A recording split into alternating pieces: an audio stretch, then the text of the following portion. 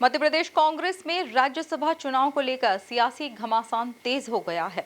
एक तरफ जनाधार वाले नेता को राज्यसभा भेजने को लेकर नेताओं के बीच खींचतान खुलकर सामने आ रही है, तो दूसरी ओर बीजेपी ने भी इस मुद्दे पर तंज कसना शुरू कर दिया है। पूर्व नेता प्रतिपक्ष डॉक्टर गोविंद सिंह के बयान ने इस विवाद को और हवा दे दी है। देखिए यह खास रिपोर्ट। राज्यसभा चुनाव को लेकर एमपी कांग्रेस में तकरार।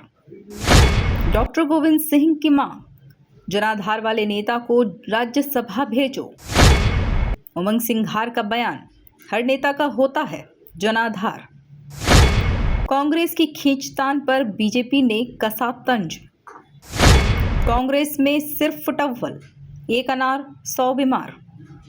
राज्यसभा चुनाव को लेकर एमपी कांग्रेस में अंदरूनी खींचतान अब सतह पर आने लगी है। पूर्व नेता प्रतिपक्ष डॉक्टर गोविंद सिंह ने साफ कहा है कि राज्यसभा प्रत्याशी तय करने का अधिकारी हाईकमान का है, लेकिन साथ ही उन्होंने यह भी कहा कि प्रदेश में जनाधार वाले नेता को ही राज्यसभा भेजा जाना चाहिए ताकि संगठन और पार्टी दोनों मजबूत हो सके। ये भारतीय जनता पार्टी की सरकार का षड्यंत्र है।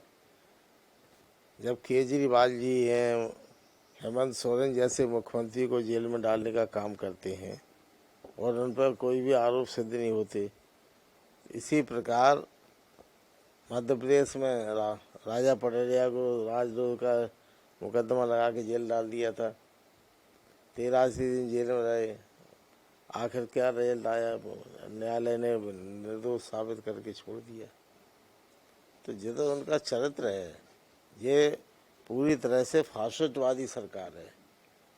हिटलर के पदचिन्ह पर मुसोलिनी की सिद्धांत पर चलने वाली पार्टी है। इसका डेमोक्रेसी में कोई विश्वास ही नहीं है।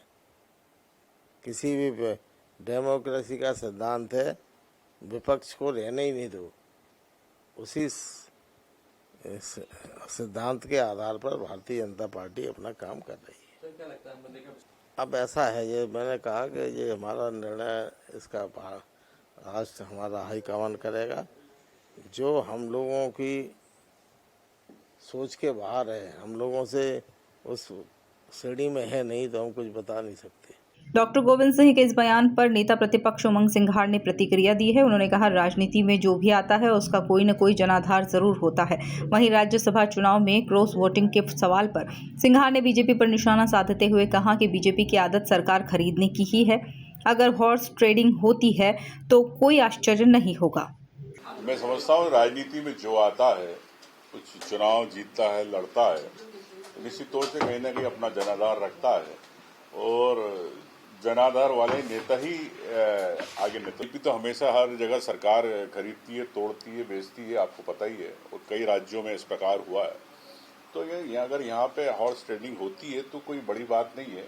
ये कांग्रेस को हमें पता है कि ऐसा होने वाला है, लेकिन इसके लिए कांग्रेस पार्टी पूरी मजबूती के साथ तैयार है। कांग्रेस के विधायक कांग्रेस जो उम्मीदवार रहेगा उसके पक्ष में वोटिंग करेंगे, ये मुझे विश्वास है। उधर बीजेपी ने कांग्रेस की इस अंदरूनी खींचतान पर तंज कसते हुए हमला बोला है। बीजेपी प्रदेश मीडिया प्रभारी आशीष अग्रवाल ने कहा कि कांग्रेस की हालत एक अनार 100 बीमार जैसी हो गई है। पहले यह तय करें कि जनाधार वाला नेता है कौन। पार्टी में राज्यसभा सीट को लेकर सरफुटअव्वल मची है। देखिए, एक अनार और 100 बीमार, कुछ इस तरह की स्थिति हो गई है कांग्रेस की इस एक राज्यसभा सीट की। पहले तो वही सीट तय नहीं है, क्योंकि कांग्रेस की जिस तरीके से सदस्यता छिन रही है, कांग्रेस के नेता जिस तरीके से अपने नेता नीति और नियत से प्रभावित होकर क्रॉस वोटिंग करते हैं, तो पहले तो कांग्रेस सुनिश्चित करे ये सीट पाले में जाए। दूसरा, निरंतर ये विषय निकलकर कांग्रेस के नेताओं के माध्यम से आता है, चाहे वो गोविंद सिंह जी हो, चाहे वो सज्जन सिंह वर्मा हो, कि जनाधार वाले नेता नहीं भेजे जाते। तो अब जनाधार वाला नेता कांग्रेस का कौन है, ये कांग्रेस को सामूहिक चिंतन करना चाहिए। अन्यथा अभी तैयारियां नहीं, कांग्रेस में सिर्फ अटब्बल की बारी है इस एक राज्यसभा सीट को। कुल मिलाकर मध्य प्रदेश में राज्यसभा चुनाव से पहले ही सियासी बयानबाजी तेज हो गई है। कांग्रेस के अंदर खींचतान और बीजेपी के तंज दोनों ने माहौल गर्मा दिया है। अब देखना होगा कि कांग्रेस हाईकमान किसे उम्मीदवार बनाती है और क्या पार्टी एकजुट रह पाती है या नहीं। Bureau report, MP news, Bhopal.